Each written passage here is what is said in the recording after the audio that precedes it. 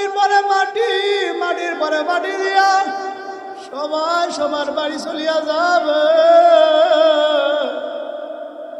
সবাই সবার ঘরে যে বাতি জ্বালাবে, সবাই সবার মতো আনন্দে লিপ্ত হইয়া যাবে, সবাই সবার মতো খাওয়া দাওয়ায় লিপ্ত হইয়া যাবে। এ যুবক, এখন তোমার খবরের অবস্থা কি? ডানিয়াতে ডানে তাকায় মাটি, মামে মাটি, সামনে মাটি, উপরে বাসের সওয়ারা, ভাগিয়া যাওয়ার উপায় হবে। আল্লাহ নবী আলাইহিস সালাতু ওয়াস সালাম বলেন, আল কবরু রাউযাতুম মিন রিয়াজিল জান্নাহ হুফরাতুম মিন হুফারিন নার। ওই কবরটা কারো কারো জন্য জাহান্নামের আগুনের গর্ত হইয়া যাবে, আবার কারো কারো জান্নাতের বাগান হইয়া যাবে। আল্লাহর কবর কেন? আল্লাহর কোনো মেয়ে লোক, কোনো পুরুষ লোকের জন্য, নাফরমান, বদমাশ, বেঈমান, বেনামাজি, সুদখোর, ঘুষখোরদের জন্য, আল্লাহ পরের মাল ঠেকায় খাওয়াদের জন্য ওই কবরে এক নয়, দুই নয়, ৯৯টা অজাগার সাপ, ৯৯টা বিষধর সাপ ওই কবরের মধ্যে পেঁচাইয়া পেঁচাইয়া কামড়াইতে থাকবে। আল্লাহর এক একটা সাপের মধ্যে এত বিষ থাকবে, ফালাম্মা নাফাকা ফিল আরদা মা আমবাদাত ফিহা হাদারা। নবী আলাইহিস সালাতু ওয়াস সালাম হাদিসের মধ্যে ফরমান, ওই সাপ যদি একবার দুনিয়ায় নিঃশ্বাস ফেলতো, দুনিয়ায় আল্লাহু আকবার সবুজ বলতে কিছুই থাকতো না, সব পুড়িয়া ভস্ম হইয়া যাইতো। হে যুবক, আমরা সদা করবি, খবরদার হিসাব কিতাব না মিলাইয়া মাওলার কবরে যাও না।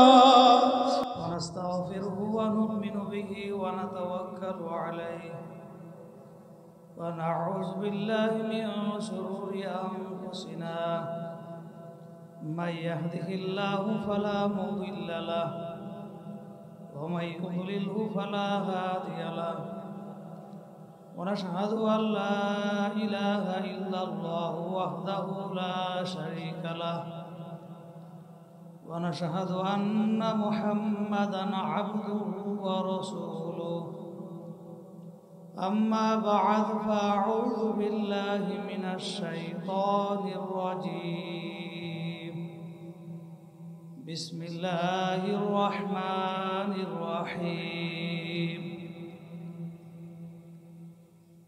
فاذكروني أذكركم واشكروا لي ولا تكفرون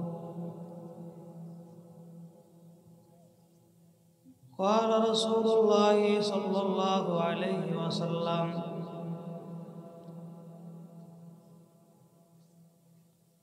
فارتعوا في رياض الجنة قالوا وما هي؟ قال وما رياض الجنة؟ قالوا وما رياض الجنة يا رسول الله؟ قال رسول الله صلى الله عليه وسلم مجالس الذكر في الأرض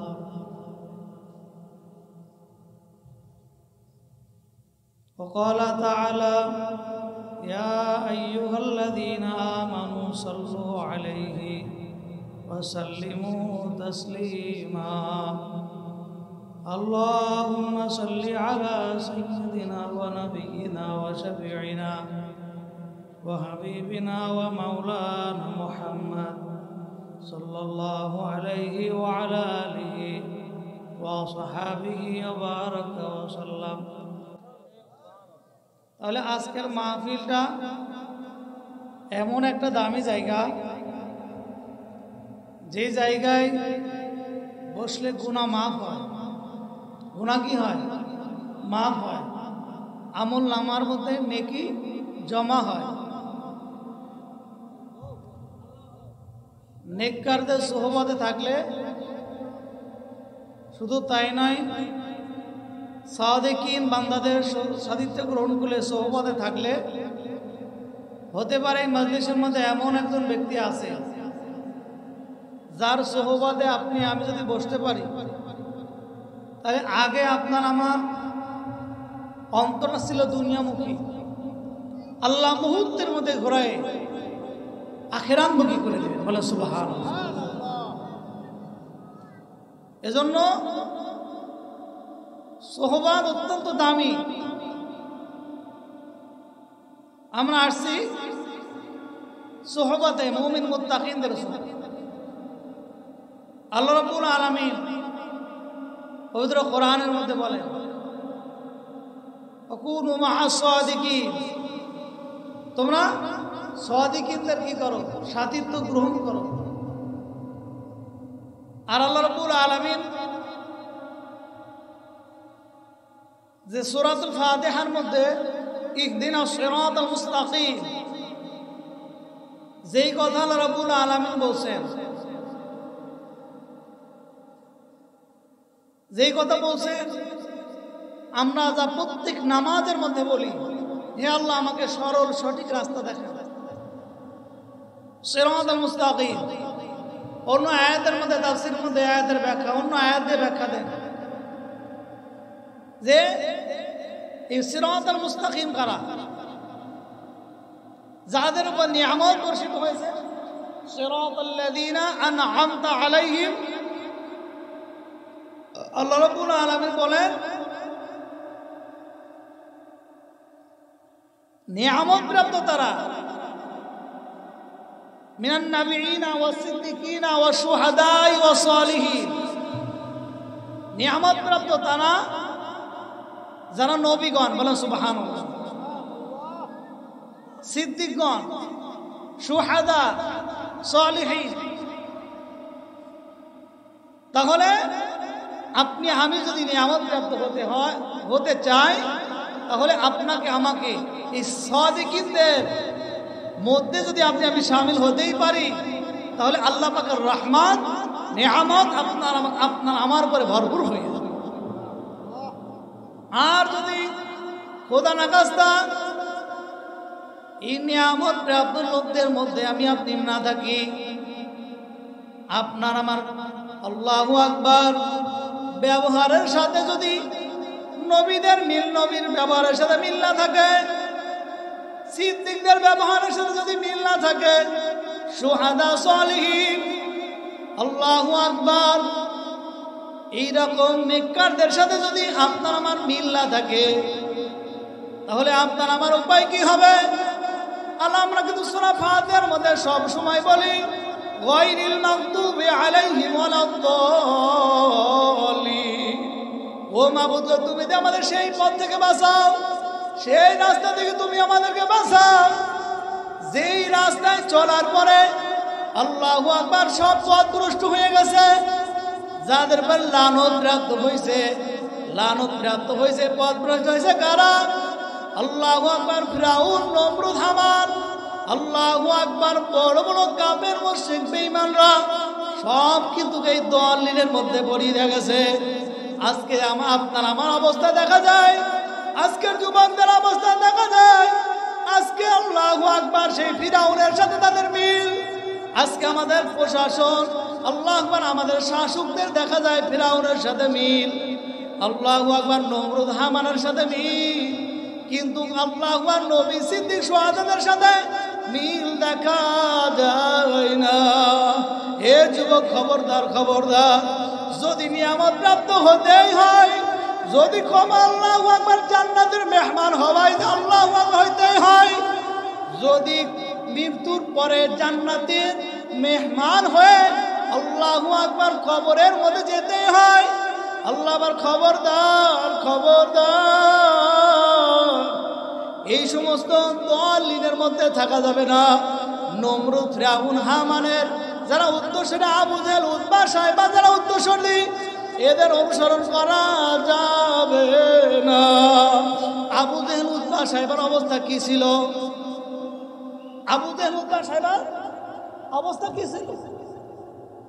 নবীজির কাজে বাধা দিতেন, ঠিক কিনা বলেন? কোরআনে কি করতেন? বাধা দিতেন। কি বলতেন? ভাতিজা তুমি সব প্রচার করো, কিন্তু আমাদের মূর্তির বিরুদ্ধে তুমি কথা বলবো না, আমাদের দেব দেবীর বিরুদ্ধে তুমি কি করবো না, কথা বলবো না, তুমি সব বলবা। ঠিক দেখবেন কিছু কিছু মাহফিলে গেলে বলো, হুজুর এই কথা এখানে বলবেন না, এই কথাটা এখানে বলবেন কেন? দিন। তাহলে এই যার বাধা প্রদান করে, এরা বুঝতে হবে আর কেহ নয়, এরা আবু জাহেল উতবা সাইবার অনুসারে, ঠিক কিনা বলেন? আবু জাহেল উতবা সাইবা যেরকম কোরআনের মাহফিল, কোরআনে বাধা দিয়ে, নবীজির কাজে বাধা দিয়ে তারা টিকতে পারে নাই, আজকেও দেখা যায় বাংলার জমিনে যারা কোরআনের বাধা দিয়েছিল, আলেম ওলামাদেরকে মাহফিল করতে বাধা দিয়েছিল, তারাও টিকতে পারে নাই, ঠিক কিনা বলেন? এটা আমার মাওলার শান। আমার মাওলা ছাড় দেয় কিন্তু ছেড়ে দেন না। আমার মাওলা কি করে? ছাড় দেন কিন্তু কি করেন না, ছেড়ে দেয় না। ফিরআউন বনি ইসরায়েলের ৭০,০০০ ছেলে সন্তানকে তার পিতামাতার সামনে জবাই করিয়া দিছে। আমার মাওলা দেখছে, কিছু বলে নাই, ঠিক কিনা বলেন? নমরুদ, আল্লাহু আকবার, আল্লাহ তার খলি, আল্লাহর খলিল ইব্রাহিম আলাইহিস সালামকে আগুনের মধ্যে ফেলাইছে। নমরুদকে আল্লাহ ছাড় দিয়েছেন কিন্তু কি করেন নাই, ছেড়ে দেন নাই। সাদ্দাত দুনিয়াতে জান্নাত বানাইছে, মাওলার জান্নাতে যাবে না, আল্লাহ রাব্বুল আলামিন ছাড় দিয়েছেন কিন্তু ছেড়ে দেন নাই। আল্লাহু আকবার। এইরকম যত কাফের মুশরিক বেঈমানরা দুনিয়াতে ছিল, আজকেও যারা আছে, আল্লাহ রাব্বুল আলামিন এদেরকে আমহিলহুম রুয়াইদা, আল্লাহ রাব্বুল আলামিন এদেরকে ছাড় দিয়েছেন, ঢিল দিয়েছেন। আল্লাহু আকবার। যেই রকম ছোট্ট একটা বাচ্চা ঘুড়ি নিয়ে খেলা করে, ঘুড়িকে আকাশে উঠাইয়া দেয়, আর লাটাই তার কি থাকে, লাঠি থাকা থাকে, হাতে থাকে, ঘুড়ি আকাশে উড়িয়া যেমন বলতে থাকে, আমি আর নামবো না, আমি আর নামবো না। এরম করে একবার ডাইনে একবার বামে মাথা নাড়ায়, কেমন যেন বলতে থাকে, আমি আর কিন্তু নামবে না। কিন্তু লাটাই যার হাতে ঘুড়িওয়ালা বলে, ও ঘুড়ি তুমি যতই মাথা নামাও না কেন, যত মাথা নাচাও না কেন, আমার যখন ঠিক সন্ধ্যা হয়ে যাবে, আমি তোমাকে কিন্তু পেঁচাইয়া পেঁচাইয়া পেঁচাইয়া আবার আমার হাতের মধ্যে নিয়ে আসবো, ঠিক কিনা বলেন? আজকেও যারা আল্লাহ স্বাধীনতা পাইয়া, দুনিয়ার এই স্বাধীনতা পাইয়া, যৌবনকাল পাইয়া মনে যা চাই তাই করতে আছে, মনে হয় মাওলার কবরে আবার যাওয়া লাগবে না। মনে চাইছে সুদ খাই, সুদ খাইতেছে, মনে চাইছে ঘুষ খাই, ঘুষ খাইতেছে, মনে চাইছে নামাজ না পড়িয়া ঘুমাইয়া থাকি, মনে চাইছে বেপর্দা মহিলাদের সাথে গল্প করি, নিজের স্ত্রী থাকার পরও অন্য স্ত্রীর সাথে, অন্যের স্ত্রীর সাথে তারা অবৈধ সম্পর্ক লিপ্ত হইয়া আছে। আল্লাহু আকবার। বিবাহের আগে কোন রকম প্রেম, এই সমস্ত সব কিছু হারাম।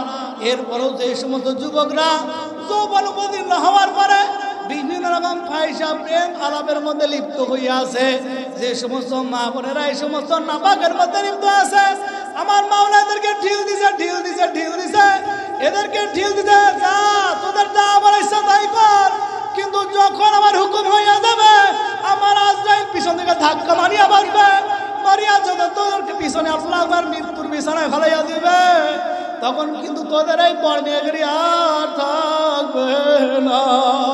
আমি ফিরাউনকে ঢিল দিছিলাম, কিন্তু ফিরাউনকে আমি ছাড়ছি নাই। ঠিক আমদম ফিরাউনকে নীল নদের মধ্যে চুবাইয়া চুবাইয়া, নীল নদের মধ্যে চুবাইয়া চুবাইয়া মারছি। আমি নমরুদকে ঢিল দিছি, আমার ইব্রাহিমকে আগুনের মধ্যে ফেলাইছে, আমার ইব্রাহিমকে আগুনের মধ্যে ফেলাইয়া হাসি তামাশা করতে আসিল, আরে কত আনন্দ করতে আসিল। এদেরকে আমি ঢিল দিছি কিন্তু ছাড় দিই নাই। ল্যাংলা একটা মশা দিয়া আমি তাকে কি করছি, মাথা বাড়াইতে বাড়াইতে একেবারে নিঃশ্বাস করিয়া ফেলাইছি, ঠিক কিনা বলেন? কি ফিরাউনের নমরুদের অবস্থা কি হয়েছিল? হ্যাঁ, সুতার বাড়ি দিতে দিতে কি মাথা কি ফ্র্যাকচার হয়ে গেছিল। অনুরূপ ভাবে নবী আলাইহিস সালামের বিরোধিতা করেছিল আবু জেহেল উতবা সাইবা। নবীজিকে বিভিন্ন রকম ভাবে কষ্ট দিয়েছিল। আল্লাহু আল্লাহ, যেই নবীর আল্লাহু আকবার, আল্লাহ মুখে মশা মাঝি পরিমাণ বলতো না, সেই নবীজির গায়ে আঘাত করছে। কাফেররা নবীজির গায়ে আঘাত করিয়া রক্তাক্ত করিয়া ফেলাইছে। উহুদের ময়দানে আল্লাহু আকবার, নবীজির দান্দার মানুষ শহীদ করে দিছে। আপনারা ঘোষণা করছেন নবী আর দুনিয়ায় নাই, কুতিলা মুহাম্মদ, মুহাম্মদ মারা গেছে, ঘোষণা করিয়ে দিছে। আল্লাহু আকবার। আমার মাওলা সার্টিতে কিন্তু ছেড়ে দেয় নাই। তাই ফের আল্লাহু আকবার। যুবকরা নবীজিকে কষ্ট দিছে, আমার মাওলা সার্টিতে কিন্তু ছেড়ে দেন নাই। আবু জেহেল নবীজিকে কষ্ট দিয়েছেন, কিন্তু মাওলা সার্টিতে ছেড়ে দেন নাই। আল্লাহ বদরের যুদ্ধে আল্লাহু আকবার কিতাবুল মাগাজির মধ্যে আসছে, বুখারী শরীফের দ্বিতীয় খণ্ড কিতাবুল মাগাজির বিরুদ্ধে বদরের যুদ্ধের ঘটনা আছে। আল্লাহু আকবার। আবু জেহেল উতবা সাইবাকে আল্লাহু আবু জেহেলকে মাত্র 2 জন যুবক, মাত্র 2 জন নাবালিগ ছেলে, আবু জেহেলকে কি করছে, দুনিয়াতে কি করছে বলেন? বিদায় করিয়ে দিছে। আমার মাওলা সার্টিজন ছেড়ে দেন নাই। আজকে তারা কিন্তু আবু জেহেল উতবা সাইবা ওই বদরে কূপের মধ্যে পড়িয়া রয়েছে। আজকে তাদের কিন্তু খবর নাই। আমার নবীর বিরুদ্ধে করে আবু জেহেল উতবা করে লাভ করতে পারে না। আজকে দেখেন নবীর মর্যাদা সব জায়গায়। কাফেররা কিতাব লিখতে যায়, তাও 1 নম্বর মানুষ দুনিয়ার মধ্যে সবথেকে শ্রেষ্ঠ মানুষকে দা 100 কিতাব, এই 100 কিতাবের মধ্যে সব থেকে দুনিয়ার মধ্যে শ্রেষ্ঠ মানুষের নাম লিখছে একজন কাফের। প্রথমে নাম লিখছে আপনার আমার নবীর নাম, বলে সুবহানাল্লাহ। আপনার আমার নবী কত সুন্দর ছিল, নবীর কত মুহাব্বত, উম্মতের প্রতি নবীদের কত দরদ ছিল। আজকে আমরা উম্মত হইয়া নবীদের কথা মানি না, নবীদের রাস্তা মতো আমরা চলি না। আজকে যুবকরা দাড়ি কাটিয়া নায়কদের ডিজাইনে চুল কাটে, আমার নবীর মুখের দাড়ির মতো দাড়ি রাখতে পারে না। আমার নবীজির মাথায় টুপি রাখছে, টুপি রাখতে পারে না। নবীজি পাগড়ি বাঁধছে, নবী পাগড়ি মাথায় দিতে পারে না। নবীজি লম্বা জামা নেস পোশাক পরছে, পরতে পারে না। আল্লাহু আল্লাহ। আমার নবীজি কি করতেন? সব সময় আগে সালাম দিতেন। কি করতেন? আগে সালাম দিতেন। আল্লাহু আকবার। কিন্তু আমরা আজকে সালাম দিতে লজ্জা পাই। সালাম দিলেও বাসিয়া বাসিয়া আমরা সালাম দিই। হে যুবকেরা, খবরদার, খবরদার, হিসাব কিতাব না মিলিয়া খবরে যাও না। কিয়ামতের ময়দানে দল হবে কিন্তু 73টা। কয়টা দল? সব দল কুল্লু ফিন্নার, সব দল জাহান্নামে, ইল্লা ওয়াহিদা, একটা মাত্র দল জান্নাতে যাবে। নবী আলাইহিস সালাতু ওয়াস সালামকে সাহাবারা বলতে, ইয়া রাসূলুল্লাহ, সেই একটা দল কারা? নবী আলাইহিস সালাতু ওয়াস সালাম বলেন, মান আলাইহি ওয়া আসহাবিহি, আমি এবং আমার সাহাবারা যে নীতি এবং আদর্শ করে আছি, এই নীতি এবং আদর্শ অনুযায়ী যারা দুনিয়াতে চলবে, আল্লাহ তারাই জান্নাতে চলে যাবে। সুবহানাল্লাহ। হে যুবক, আজকে খেয়াল করিয়া দেখেন, আজকে আমরা সবাই আমরা মুসলমান দাবি করি, ওই আপনার আমার চরিত্রের সাথে নবীর চরিত্রের মিল নাই। আপনার আমার চরিত্রের সাহাবায়ে কিরামদের চরিত্রের মিল নাই। একজন আল্লাহ নবীজির জামানায় একজন মহিলা আল্লাহ অন্ধকারের মধ্যে রাস্তা দিয়ে যাইতে আছে, হঠাৎ এক সাহাবীর সাথে দেখা। মহিলা ভয় পাইয়ে গেছে। অন্ধকারের ভিতরে পাহাড়ের রাস্তা, আরব দেশ কিসের রাস্তা? পাহাড়ের রাস্তা। হঠাৎ মহিলা ভয় পাইয়ে গেছে। সাহাবী ডাক দিয়ে বলেন, ও বোন, তুমি ভয় পাও না, আমি মুসলমান। সুবহানাল্লাহ। ও বোন, তুমি ভয় পাও না, আমি মুসলমান। আমি তোমার কোনো ক্ষতি করব না। বলো তুমি কোথায় যাবো, আমি তোমাকে নিরাপদে সেখানে পৌঁছাই দেবো। না সুবহানাল্লাহ। সাহাবী আগে আগে যায় আর মহিলা পিছনে পিছনে যায়। ওই মহিলাকে ডাক দিয়ে বলে, সাহাবী ডাক দিয়ে বলে, বোন, তুমি তোমার রাস্তা আছে এই দিকে, তুমি সেই দিকে একটা ঢেলা মারবা, সেই দিকটা পাথর মারবা, আমি সেই দিকে তোমাকে নিয়ে যাব। আমি যদি তোমার পিছনে থাকি, তোমাকে দেখলে আমার নফসের মধ্যে খারাপ ইয়াদ আসতে পারে। আল্লাহু আকবার। আমি যদি তোমার পিছনে থাকি, তোমার দেখলে আমার নফসের মধ্যে খারাপ ইয়াদ আসতে পারে। বোন, আমি তোমার সামনে সামনে চলবো, তুমি যেই দিকে তোমার যাইতে তোমার বাড়ির রাস্তা, আমি সেই দিকে তুমি একটা পাথর মারবো, আমি সেই দিকে তোমাকে পৌঁছাই দিব। ওই সাহাবী যখন তাকে পৌঁছায় দিল, আল্লাহু আল্লাহ, ওই সাহাবী তাকে বাড়িতে পৌঁছায় দিল। কি করলো? আর আজকে আমাদের বাংলাদেশের মুসলমান এমন কোন রাত যায় না যেই রাত্রে একটা বোম ধর্ষণ হয় না, ঠিক না বলেন? এমন একটা রাত যায় না যেই রাতের মধ্যে আল্লাহ একটা মানুষ খুন হয় না। কি হয় না? খুন হয় না। আল্লাহ, আমরা কেমন মুসলমান, আমরা কেমন মুসলমান। আর সাহাবায়ে কিরাম কেমন মুসলমান ছিল, বোঝা গেল আমরা কোনো সাহাবায়ে কিরামের সাথে মিলতে পারি না। আল্লাহু, আপনার আমার আল্লাহু আকবার চরিত্র যদি সাহাবায়ে কিরামের চরিত্র মতো না হয়, আপনি আমি কিন্তু প্রথম ছোটে জান্নাতে যেতে পারবো না। নবীজির পাশে কিন্তু উঠতে পারবো, নবীজির সাথে কিন্তু জান্নাতে যেতে পারবো না। আল্লাহু আকবার। নবীজি যখন হাউজে কাউসারের সামনে আল্লাহু আকবার পেয়ালা নিয়ে দাঁড়াইয়া থাকবে, পেয়ালা নিয়ে উম্মতদেরকে পানি পান করাইতে থাকবে, কিছু উম্মত আল্লাহু আকবার নবীজির কাছে আসার চেষ্টা করবে। আল্লাহু আকবার। ফেরেশতারা তাদেরকে ধরিয়া ধরিয়া আটকাইয়া রাখবে। উম্মতরা ডাক দেবে, ইয়া রাসূলুল্লাহ, ইয়া হাবিবাল্লাহ, আপনার এই আল্লাহ তো আমার ফেরেশতারা আমাদেরকে আসতে দেয় না। নবীজি ডাক দেবে, ফেরেশতারা তাদেরকে ছাড়াইয়া দাও, ওদের আমার উম্মতদেরকে ছাড়িয়ে দাও। ফেরেশতারা তখন ডাক দিয়া বলবে, ইয়া রাসূলুল্লাহ, ইয়া হাবিবাল্লাহ, এরা আপনার সেই সমস্ত উম্মত যারা দুনিয়াতে আপনি দুনিয়া থেকে বিদায় হওয়ার পরে এরা দিনের মধ্যে বাড়তি কিছু পরিবর্তন করিয়া ফেলাইছে। এরা সুদের আইন চালু করছে, এরা মদের লাইসেন্স দিছে, এরা জিনার লাইসেন্স দিছে। আল্লাহু আকবার। খারাপ কাজের মধ্যে আপনার দিনকে এরা বিকৃতি করিয়া ফেলাইছে। আল্লাহু আকবার। এরা আপনার হুকুম মানে নাই, আপনার রেখে যাওয়ার দিনকে এরা মানে নাই।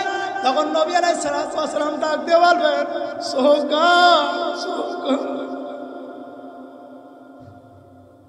দূর হয়ে যা, দূর হয়ে যা, ওরা আমার উম্মত না। আজকে দুনিয়ার নেতারা পরিচয় না দিলে মনে কষ্ট লাগে। নেতারা যদি পরিচয় না দেয়, দাম না দেয়, মনে কষ্ট লাগে। কিয়ামতের ময়দানে নবীর সুপারিশ ছাড়া জান্নাতে যাওয়া যাবে না।